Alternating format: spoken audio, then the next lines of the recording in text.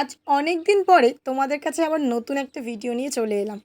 আজকে বানাবো ডিমের কষা। প্রথমে ডিম এবং আলুগুলোকে ভালো করে কিন্তু সেদ্ধ করে নিয়েছি।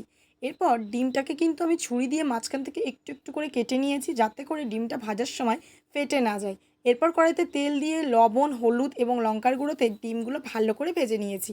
তারপর কড়াইতে তেল দিয়ে ফোড়ন দেওয়ার জন্য দিয়ে দিয়েছি গোটা গরম মশলা এবং তার সাথে ইউজ করেছি আমি তেজপাতা। ব্যাস, এবারে একটু পরে আমি দিয়ে দেবো পেঁয়াজ। পেঁয়াজটা একটু লাল লাল হয়ে গেলে তার সাথে দিয়ে দেবো আদা এবং রসুন বাটা। আমি একসাথে আদা এবং রসুনটা ব্যবহার করেছি।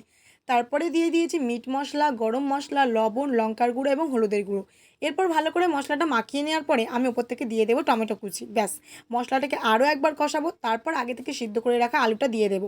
আলু দেওয়ার পর তেল ছাড়ার পরে এত সুন্দর একটা সুগন্ধ আসছিল, আর তার সাথে তো দারুণ ইয়ামিও লাগছিল। ব্যাস, তারপরে আমি আগে থেকে ভেজে রাখা ডিমগুলোকে দিয়ে একটু নেড়েচেড়ে নিয়ে ওপর থেকে ধনেপাতা আর কাসুরি মেথি ছড়িয়ে দিয়েছি। তাহলেই ডিমের কষা রেডি।